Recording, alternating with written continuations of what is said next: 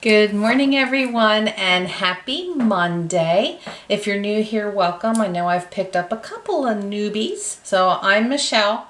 Welcome to my mess of a life. I'm kidding. It's not that bad.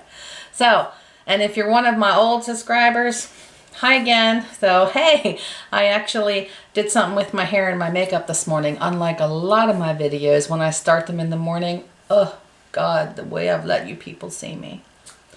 Anyway, today, Thanksgiving, finally in January. So why am I doing this? Because I missed Thanksgiving and we didn't eat typical food for Christmas. Again, if you're new here, I had an emergency life-saving colostomy the day before Thanksgiving. When I say emergency, yeah, we had no idea this hit me quick. So I missed Thanksgiving dinner with my family. And then Christmas time, my mom didn't want traditional dinner. Of course, either did we. We just weren't feeling it at that point. I just got out of the hospital then, the beginning of December. So we had steak. So I'm doing my meal plan last week. And I feel like I missed the yummy food from the holiday season. So I've decided to make the traditional Thanksgiving dinner that my family would normally have. With the exception of I'm not making what we call filling balls. Some people, depending on where you're from in the United States, you may refer to it as dressing or stuffing. And we don't stuff our turkeys. Instead, we make the traditional bread filling, but we form it into balls like this and bake them in the oven. I'm not making the filling balls. Mike and I tend to not eat certain breads. White bread is one thing we don't eat, and filling balls are traditionally made with white bread. So, and I'm going to have enough food. Again, it's just the two of us. So this is already going to be way more food than what we normally eat. So needless to say, there's leftovers on the menu plan this week. And I'm already a day behind in my menu plan because our weekend, though uneventful, I didn't film because there really was nothing to film. It's put me a day behind in the menu plan because Saturday we ended up eating leftovers from Friday. So then Saturday's menu got bumped to yesterday.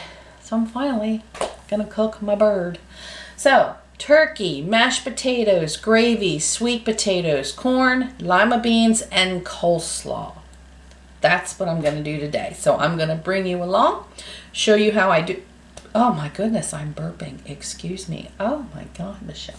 I'm going to bring you along and show you how I do it.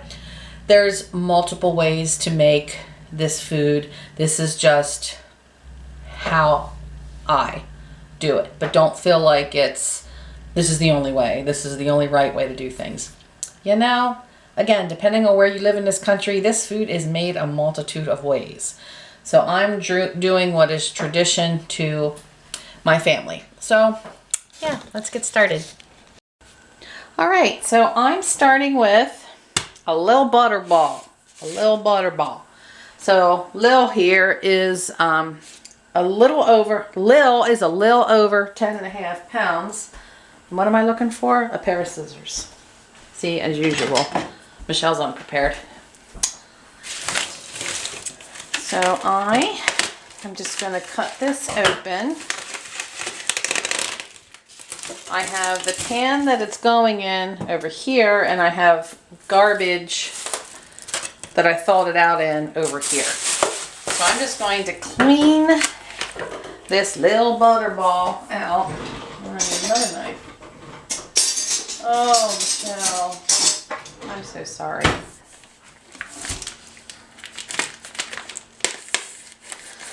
The one thing that is standard, hopefully, for no matter where you live in the country is cleaning your turkey very well. Oh! Turkey juice everywhere, including on my shirt. Oh! See?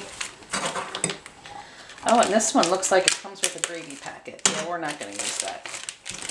Anyway, poultry, lots of bacteria, y'all know that. You just want to make sure your bird is cleaned very well. So again, looks like we got a little gravy packet, but I'm not using that. Gravy concentrated. Pour turkey juices into a measuring cup. Add water to make 1 3/4 cup liquid. Heat liquid and contents of packet in pan. Yeah, I'm not too sure about that. Maybe I'll hang on to it in case I need some more flavor, but I make my own gravy. So, we have a neck, which, again, some people keep the giblets and the neck and all that and roast it with the turkey and use it for gravy. We don't. If there would have been a heart, I would have kept that because Mike would eat the heart, but that's the only organ that he eats of the turkey. And, oh, yeah, we do have a bag. I didn't see one, but it was in the other end. So let's cut this open and see if we have a heart in here.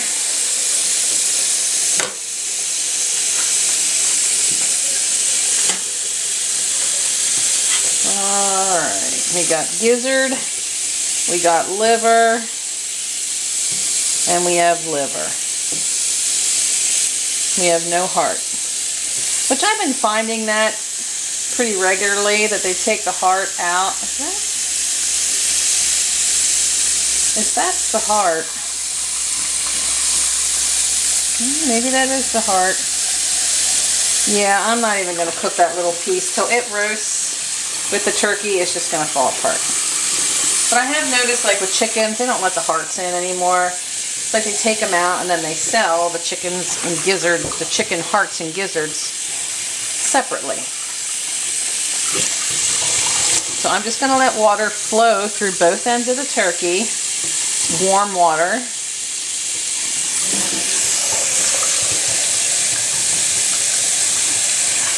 And I'm going to get my hand in here and I'm going to feel for anything that may be like loose, hanging down, that would need pulled out. Actually feels pretty good. Usually Butterball, they don't let a lot of garbage in their turkeys like some of the off brands do. I'm also going to feel around on the skin looking for feathers that might not have been completely pulled out. Again, Butterball compared to a lot of other brands, they usually do a pretty good job. So yeah, that feels pretty good. Alright, so I'm going to dry my turkey, put it in the pan, and wash my hands and sterilize my sink now. So I will be right back. Okay, so bird's ready to go. On this plate I have about half to 3/4 of a stick of softened butter. And I'm going to season that up really well. So I'm going to add plenty of salt. And again, I apologize, you know, I don't measure anything. Oops, I grabbed the wrong container. Okay. Lots of pepper.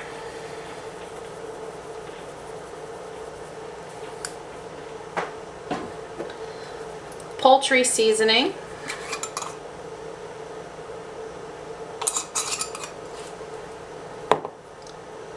Celery salt.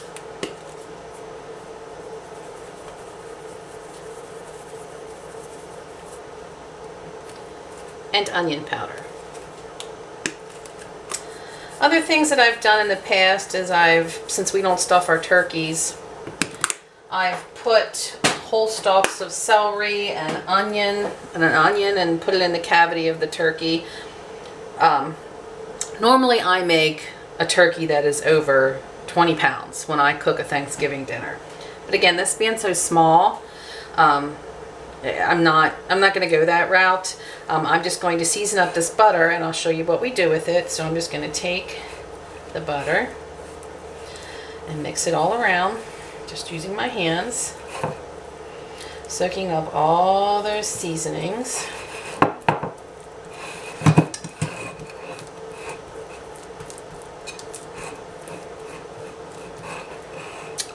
Yummy. So I'm going to switch places here so you can see a little better. So now the turkey. I'm going to stick my hand that's not dirty, which I'm now making dirty, under the skin of the breast, and I'm going to separate that skin from the breast meat. There's like a thin membrane in there that you're kind of lifting up on. And the goal then is to be able to get your hand back in there, because you're going to smear all this yummy concoction here all down on top of that breast meat.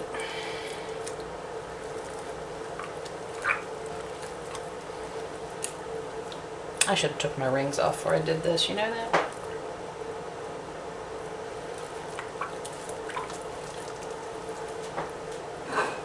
Get another pile and go in on this side. And that's going to cook all down through the inside of that turkey. And then the rest of the seasoned butter that you have left, you're going to rub all over the outside of this turkey.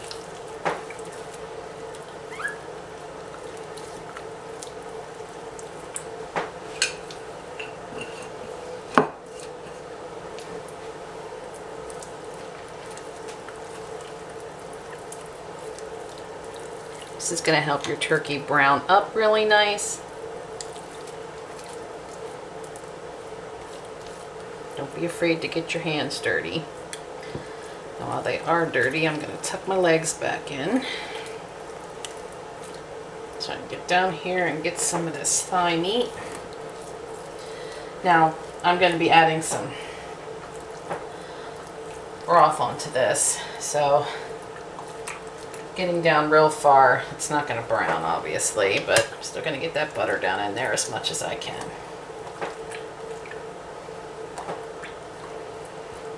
Alright, one beautiful bird and a set of messy hands. Alright, so I'm going to add just water to this.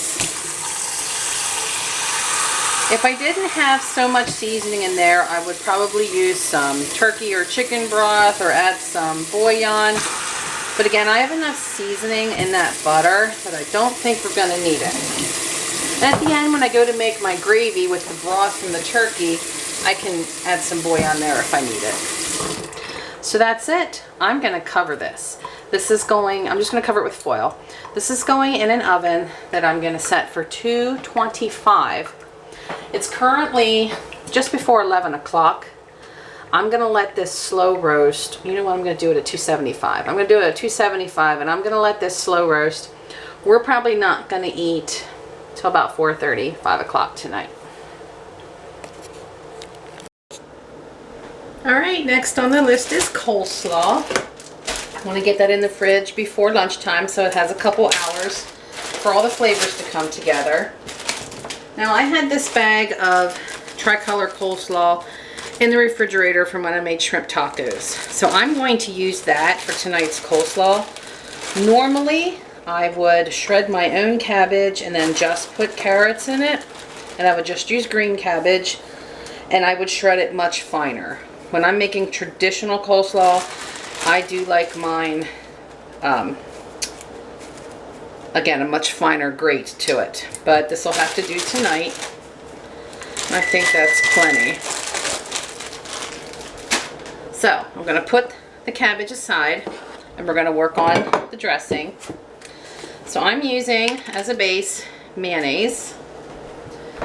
Now I don't know how much of this I'm going to have enough in here. I did get out a container of avocado mayonnaise just in case I need more, because my Dukes, unfortunately, I'm down to the end of my jar,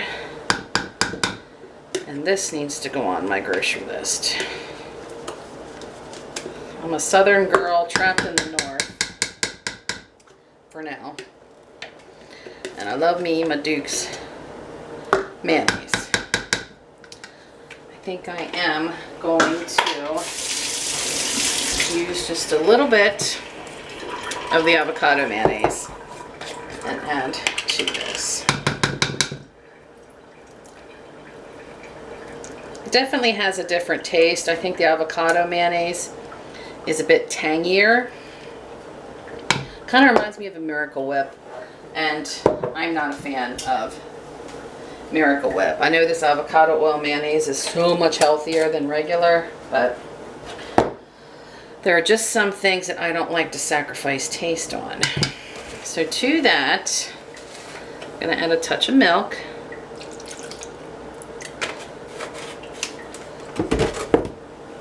And coleslaw isn't healthy to begin with, just because of the amount of sugar. We're going to add some sugar. And this is where I want to pull out a whisk. Now I could probably use agave nectar or honey if I wanted to make it a little lower on the glycemic index. But again, traditional turkey Thanksgiving dinner, sorry. I'm not sacrificing, I am not sacrificing taste.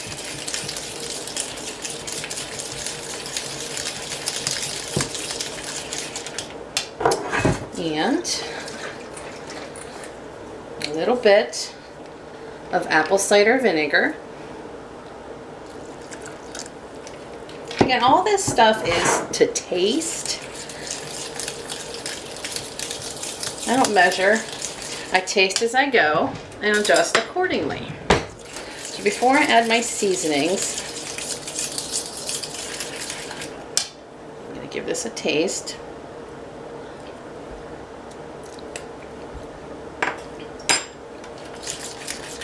Actually, I think that's pretty good. I don't think I need to add anything else but the seasonings.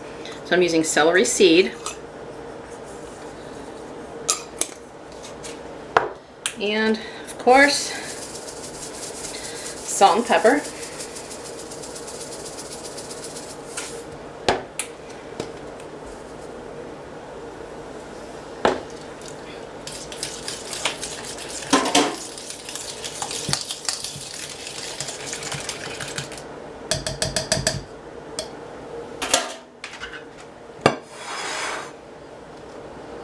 I'm just going to add that right to my dish.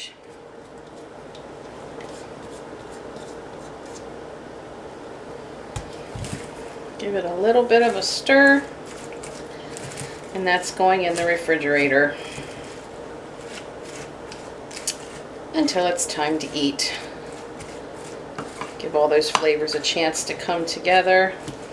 Coleslaw, cucumber and onion salad, macaroni salad, potato salad. I think all that stuff tastes better when it's not just freshly thrown together.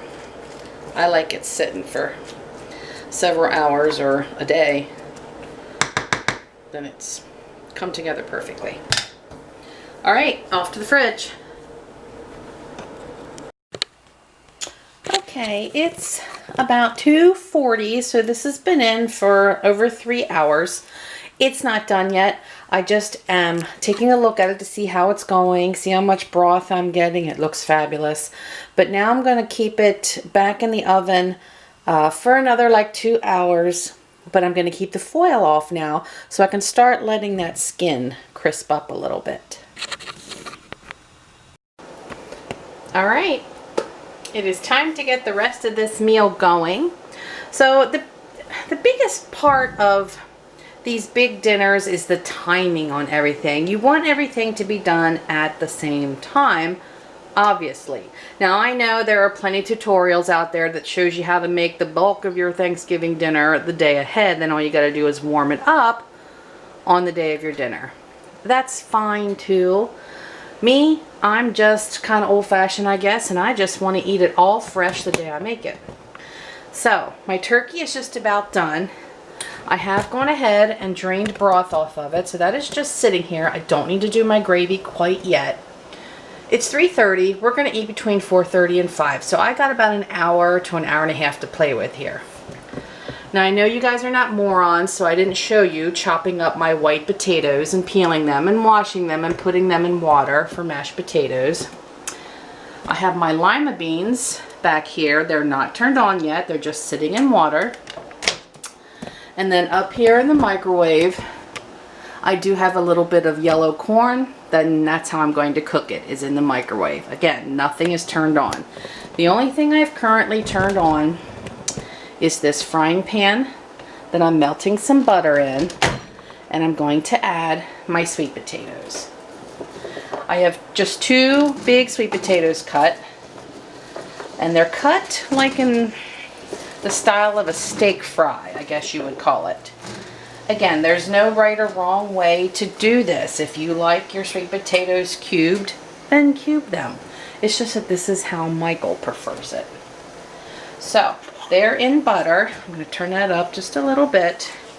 I am going to put some salt on the sweet potatoes. First of all, the salt will bring out the sweetness of the potato. And second of all, y'all know any kind of potato just sucks up salt. And I'm going to put just a little bit of pepper, even though we are going to make these more syrupy and sugary. I like just a little bit of the opposite effect with just a little bit of pepper in there. So I've turned them on. I'm going to give them a quick zhuzh just to kind of coat them. And we're going to pop a lid on these, and I'm going to do these rather slow. I'm going to keep the lid on for a little while, come back and check them in about 15 minutes, and at that point we will start adding our syrup and sugars.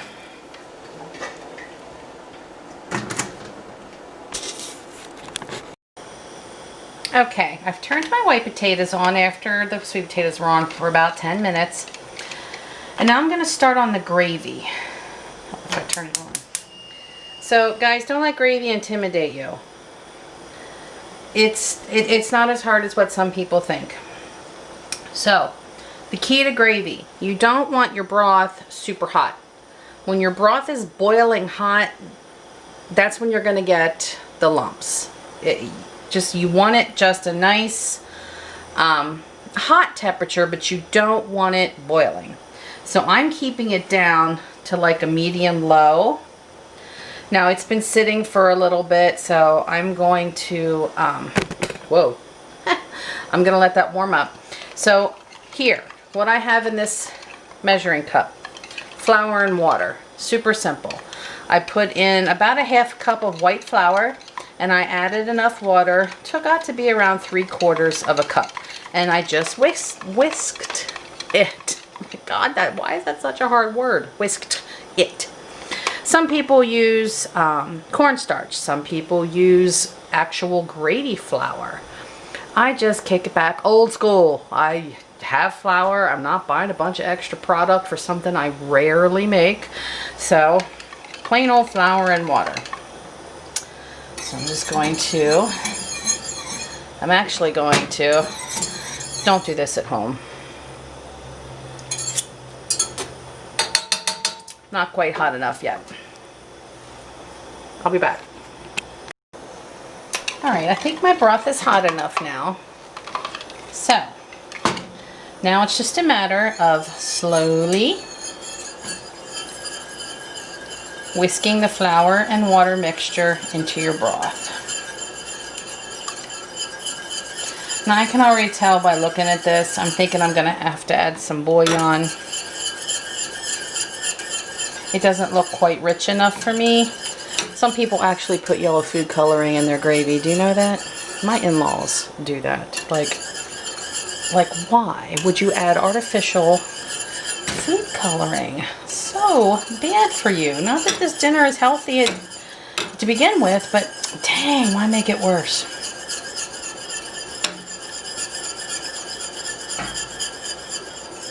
Alright, and we're just going to let that go on a super low setting, and that will thicken up as it sits.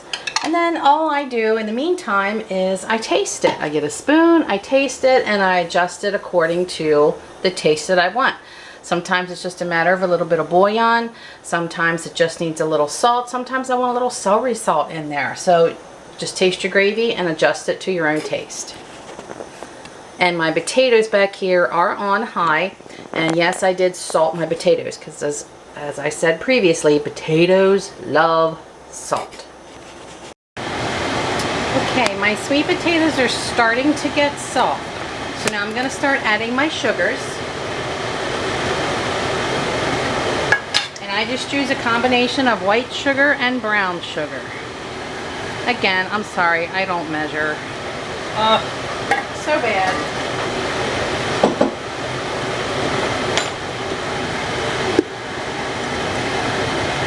But can you have too much sugar on a sweet potato? Really? Pop the lid back on and let them continue to cook. Alright. Sweet potatoes are pretty much fork tender. Well, knife tender, since I have a knife in my hand instead of a fork. So now I'm going to keep the lid off, turn them up a little bit, increase that heat. And what we're going to do now is we're going to caramelize all those sugars and the molasses that I'm also going to add. We want them stickied up.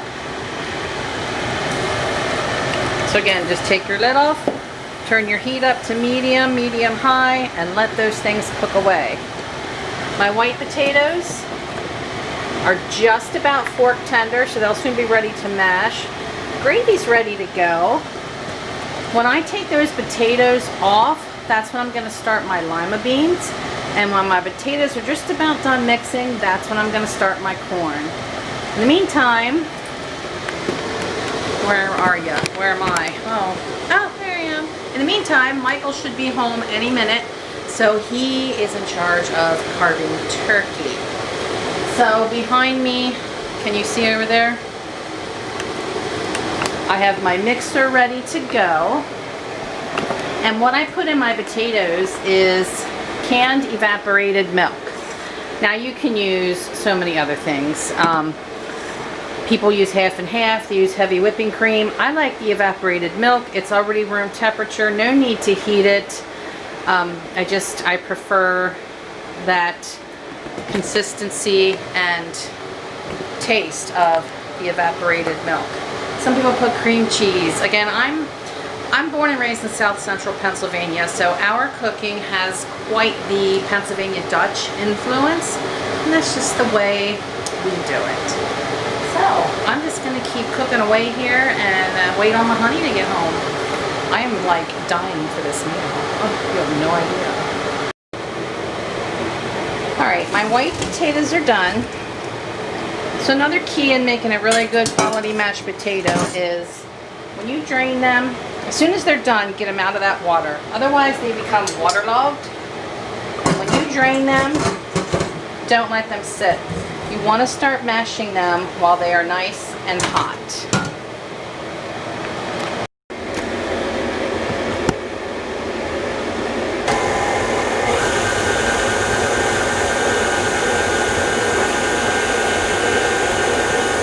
I'm going to add pepper. I'm going to lift this up to add the pepper because I can't get my shaker in there. And I did salt the potatoes while they were cooking, but I am going to salt them some more now.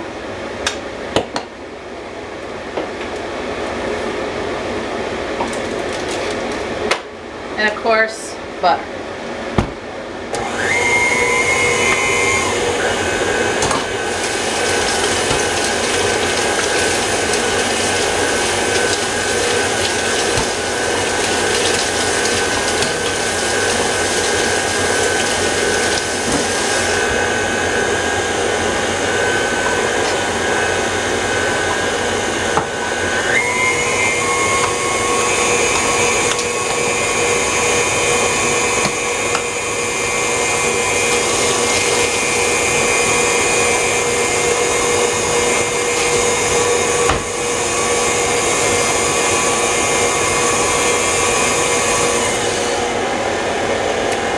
So when your potatoes are mashed up, I'm going to slowly start adding my canned milk. I put it down on a lower speed, otherwise I splash myself with milk.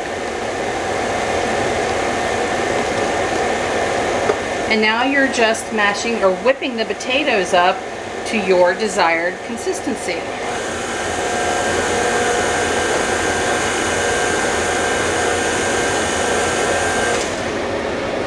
Come in here and scrape my bowl a little bit.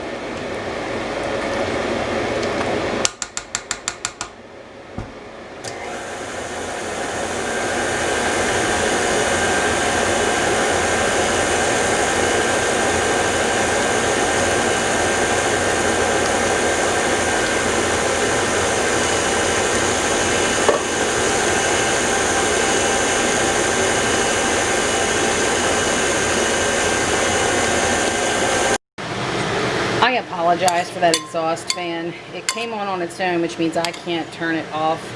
It's temperature controlled.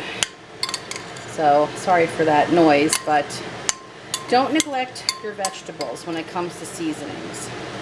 So on most of my vegetables, again most, not all, but definitely with corn and with the lima beans, I season them with salt, pepper, a little bit of sugar, and some butter. They need just as much loving as the rest of your food does. And here is that beautiful bird. Look how beautiful that is. Oh, I want to stick my teeth in. Like a tang to it. Almost didn't film my plate. How's your Thanksgiving dinner? Pretty good. 2 months late. Guess it's better late than never. Good. Well, dinner was very good. Of course, I got full before I could finish what was on my plate, which is normal for me right now. And it's weird because when I get full, it's like instantaneously. It's like, okay, that's it. I'm done. I can't eat another bite. So now I have the mess. However, I'm a firm believer in cleaning as you go. So anything that I had used for prep was in the dishwasher before we ate, other than I have like a couple, oops, my finger. I have a couple of these utensils that I hand wash, but that's it. My sink was empty. You know, otherwise the only thing that's sitting out is the actual stuff with food in it. So, and of course our plates. But yeah, that's it. Again, that seems to overwhelm some people too. Keeps them from making the nice big dinners because they don't want the mess. But honestly, if you clean as you go, the mess ain't that bad. So I'm gonna get this cleaned up and I'll be right back. All right, it's not even 6 o'clock and the kitchen is cleaned up. The only thing in the sink are 3 pieces that I couldn't fit in the dishwasher. Dishwasher is running, it was full. So as soon as I empty that, those 3 pieces will go in and everything is done. So, I'm gonna end this video here. Thanks for hanging out with me on my Thanksgiving in January. My carcass, I picked what meat off I could get off. We don't eat the leg meat. There's really not much on a wing when you're looking at a 10-pound bird. But I took what meat off I could get, put it in the refrigerator. The carcass and what little bit of juice was left in the pan, I put in a freezer bag and put it in the freezer. I will cook that off in a crock pot some night, overnight, and make some nice rich broth, and I'll freeze that. But I can't do it tonight. I have an early morning tomorrow and I don't have time to fool with that in the morning. So it's in the freezer for now. So again, I'm going to end this here. Thanks for hanging out with me and maybe I'll see you tomorrow. Good night.